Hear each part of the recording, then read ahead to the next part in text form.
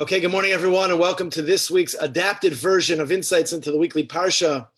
Rosh Hashanah is just nearly upon us, so I just want to share a few thoughts that are pertinent, that are hopefully inspirational, meaningful for all of us as we get ready for the Yemei Hadin, the days of judgment. Our learning this morning should be for the merit of good health for our beloved Chef Meir Yechiel ben Leah. He should have good health and have strength and b'schus Limud HaTorah, the study of Torah, berabim, the tzibur studying Torah together. It should be a zechus, a merit for him and for all of Klal Yisrael, b'soch shar chola Yisrael. The Mishnah in Maseches Rosh Hashanah on Daf Tes Zayin Amud Aleph, folio 16a, famously teaches us, Rosh Hashanah kol boy olam oivrin lifonov kivnei moro, that on Rosh Hashanah, on the new year, all of the inhabitants of the entire world pass before God like B'nai Moro. That on Rosh Hashanah, every person on earth pass in judgment, Kivnei Moro, which the Gemara in Maseches Rosh Hashanah likewise it teaches on folio 18a, Yud Ches Amud Aleph, explains to mean that we all pass before him individually, one at a time for judgment. It's articulated so beautifully in Ali Shora, Bishlomo Volbi, where he writes the following, that this message could not be clearer, that the time that a person stands in judgment, a person stands before the Borei Elamim, stands before his Creator completely alone. V'ha'inyin bora bedin oimed ha'odam lifnei borav legamre levad, completely and utterly alone, totally solitary. He has no plaintiff, he has no witness. For the Ribono Shel Olam is the judge, he is the witness, he is the one taking him to court. He has no one else upon whom to transfer the responsibility for his actions or the blame for his failing. At that very moment, this person, he stands before the Creator in judgment. It's as if there is no one else in the world except for him. He alone is responsible for all that he did or all that he did not do. Ki berega amdu lifnei borav badin, hu ki'ilu ein oid adam ba'olam chutz mimenu, that there's nobody else beside him. V'hu levado achroi. Very important word here. Achroi means achrayis. He is responsible for his action. L'chol masha also mashlo asa. He takes responsibility, has to stare down in the face what it is that he did or what it is that a person didn't do. This is what Rabbi Volbi tells us in Ali Shor, is an explanation of what the Gemara means, that every person stands, it's yichidus, it's individuality, every person at that time stands ready for judgment. But what's interesting, what's fascinating, is that the Gemara immediately adds the v'chulan niskorin b'skira achas, that in addition to what it seems to the individual judgment that every person faces, the Gemara explains that we are all surveyed in a single survey, b'skira achas, meaning that we are all judged together. Now we have to understand, in fact, what this means. It appears that with the explanation of this Gemara means that alongside the personal judgment of each and every individual, every yachid that stands in judgment, we are also what seems to be surveyed. We are all scrutinized. We are all judged all together. There's something about, whether we like it or not, by hook or by crook, there's an achdus, there's a togetherness, there's a unity. There's what brings us together as relates to how we are judged as a totality, as a Klal Yisrael, as a people, as a nation. And that might for some be very comforting, and for others it might be very worrisome, distracted by the things that draw us far apart from each other, those things that make it that it's unfortunately filled with machlokis and the relationships that are unfortunately not had, the fratricide, the splintering, the brotherhood and the sisterhood that's diminished, that's missing in Klal Yisrael and Eretz Yisrael around the world.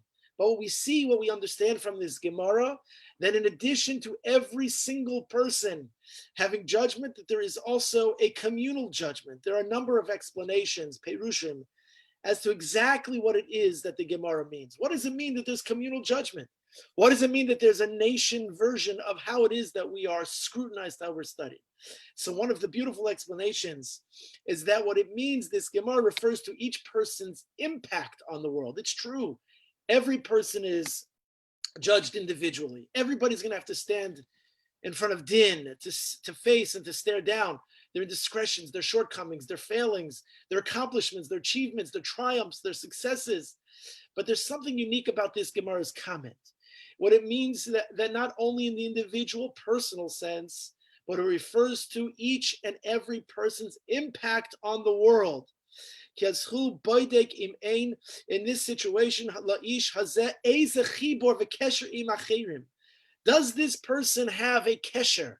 Does this person have a chibur, a connection, a deep responsibility? Does this person feel kol Yisrael reivim zeh b'zeh b'mitzvos?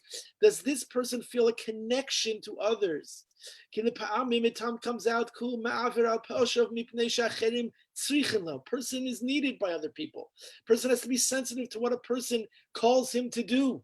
Maybe there's a task, a responsibility, a communal obligation. There's a need to be sensitive to others, a need to charitably give to other people. There's responsibilities as it relates to volunteering, what it means to be careful and conscientious to the needs of others. A person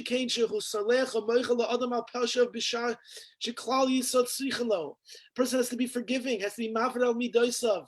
A person has to connect a chibur, an obligation of connection to all of other people around this beautiful nation of ours, and to not just feel that I travel in this Jewish people in the community as an individual, but rather as part of the community. My obligation to feel, to forgive, to be sensitive, to worry about, to provide for, to learn with, to inspire, to be connected to the influence that an individual has on the olam, on the world, is significant as it relates to understanding what this Gemara means. We are judged not only on the basis of our actions, not only the basis of what it is that we do, of the positive and negative things that we've done, but also in light of their effect on other people.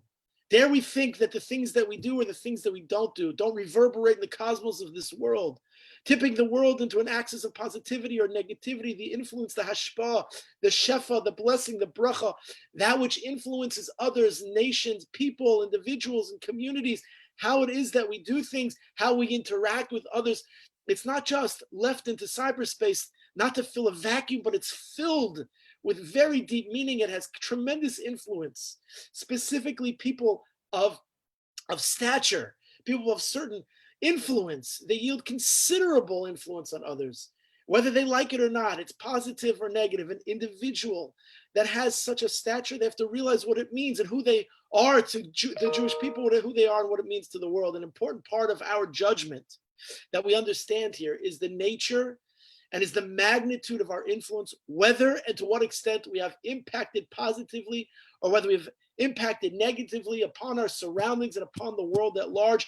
And even if it is that we don't realize it, we try to excuse ourselves sometimes from our involvement in the world, from our influence in the world, for the positive and the negative things that charge the output from ourselves that is the input for so many others. We fail to realize how significant that is. And therefore, what we understand is that in addition to weighing of our merits against our own wrongdoing, we are also judged b'skira achas, together, in consideration of how and to what extent we have affected the world. When we think about that, for some, it seems so heavy. It seems like a yoke, a burden of responsibility that maybe I'm not prepared for, maybe I'm not equipped for. But the answer is that the Ribbonu Shel Olam does not judge us or expect of us to do things that we cannot do. There's a reality that every person has to realize in the Bria Sa'adam, in the creation of man. Every single thing that comes out of a person, every mitzvah that a person does, every avera that a person does, it influences somehow, somewhere, some way, somebody, something in this beautiful world of ours. We're all familiar with the famous Gemara, the famous story that's told of Rabbi Yochanan ben Zakkai in the Gemara Maseches Brachos Chavches Amud Beis. In the final moments of his life, the Gemara tells that Rabbi Yochanan's Talmidim, his students, they came to him as he laid on his deathbed, just moments before his own impending demise. And we saw them. When he saw his Talmidim, when he saw his disciples, he began to cry, began to weep tremendously with pain and anguish. He was crying so sincerely from the depths of Emek Halev. And when they asked him why he was crying so intensely, why it was so meaningful to him to see them, so he explained that he was crying out of fear, out of pachad, out of trepidation, as he was soon going to be departing this world, and he was going to be facing judgment. He was going to be standing lifnei kisei hakavod. He was going to be standing in judgment, and he had a pachad, he had a trepidation, he had a worry, he had an anxiety and an anxiousness. And for that, it was that reason that he began to cry. But here's what's fascinating about this Gemara. What we understand from this Gemara and Brachos, from the account, it appears that Rabbi Yochanan, he started to cry, he started to weep only upon seeing his Talmidim. Why did he only start to weep upon seeing his Talmidim? Why would he weep out of fear of judgment? That's one thing. In Achinami, at the end of his life, he was fearful, he was worried. But why the fear of judgment? Only upon and only at the moments of seeing his Talmidim, only upon seeing his students enter into the room. So it has been suggested by a number of Perushim, a number of commentaries, that when Rabbi Yochanan ben Zakkai saw his large group of disciples, when he saw his beloved and cherished students, he realized at that moment the scope of his influence. He realized what type of hashpah a Rebbe has on his Talmidim. He realized the influence that a parent has on a child. He realized what type of responsibility lie on the shoulder of a teacher to his or her disciples. He realized the scope of his influence. And in that moment, uniquely, he felt anxious. He felt a pachad, he felt a trepidation, he felt an anxiety, he felt a worry, knowing that his judgment, that the din that he was going to face would take into account the influence that he had, and so therefore the influence that he had on Talmidim, or the lack thereof, and the scope of it. It's that which caused him to be boichet, caused him to weep, it caused him to cry. You see, a person of stature has the capacity, has the ability to wield profound positive influence, but can also produce far-reaching, gravely harmful consequences by speaking or by acting improperly or by making an incorrect decision. We have to understand what that means. Yes, it's true, we're all human, and it's for that we repent, it's for that we draw close, it's for that we ask forgiveness, but it's for that we understand the scope of judgment on Rosh Hashanah itself, realizing that we ourselves, coronating the king, Hashem Melech, Hashem Molech, Hashem Yimloch, Le'olam Va'ed, as part of how we coronate the king, we stand in judgment like Kivnei Moron, as individuals, but as a klal, so as a people, we understand that we have influence, like Rabbi Yochanan ben Zakkai. These unsettling thoughts went through his mind when he saw his Talmidim, his students, and he realized just how many people he had influenced, and this caused him to cry. He worried, did I influence them properly? Did I give them enough Misorah? Did I teach them Torah with Hislavos? Was there an Amelus B'Torah? Was there a Dvekas to the Borei Elamim? Was there a Kiddush Hashem in the way I spoke, in the soft ways that I tried to teach, in the ways that I interacted with individuals? Was I sensitive? Was I empathetic? Was I courageous? Did I have leadership? Was I able to be the person that I was supposed to be, to the ultimate and to the truest sense for which I was created? It is in the context of this that we remind ourselves in Parshas Mitzorah, the context of the purification process, that one who had been afflicted by tsaras, by the leprosy as it's loosely defined, as the Kohen inspects and determines that this person is no longer confined to the isolation, he's no longer confined to the quarantine for which he has been confined. So there's a purification process that he's been afflicted. So the Kohen comes and then recognizes this status of this person, and this person has to bring himself to purification from the affliction of the tsaras. But here's what the Torah tells us in Parshas Mitzorah, Perek Yudalet, Posek Dalet. V'tziva Kohen v'lokach lemitoher shtei tziporim. He has to bring, this Kohen shall order that this individual has to be cleansed. But in addition to mikvah, in addition to cleansing, is to take shtei tziporim chayos tahoros. Has to take two clean birds, in addition to ve'ez erez shnei solas ve'ezav. But here's what's fascinating: shtei tziporim. Let him bring one bird. What does he need to bring two? So cryptically, the Zohar Kodesh writes that one bird atones for the evil speech, for the lashon hara, the derogatory, the defamatory, that speech that brought a person down. It's the reason why a person became a tsaras, because afflicted of the speech for which was evil, the evil bisha, the language, the speech that was negative, says the Zohar. But that's for one that seems to be obvious. Why the second one? So he says because there is a second type of atonement for speaking that he has to draw kapara, has to have atonement. What's that? He says not only is it that he has to atone for evil speech, but that's for one bird, but the second bird has to atone for good speech. The Zohar is saying, he's telling us that the second bird comes to atone for a good speech, a bisha tova. Now, what in the world does that mean? So the Mefarshim explained the following. that there are two reasons why a person would be afflicted with tsaras. The first, which is obvious for speaking evil and for improperly using the gift, the bracha, the blessing of speech. When a person improperly uses the gift of speech, abstaining from utter good speech, here's the second one.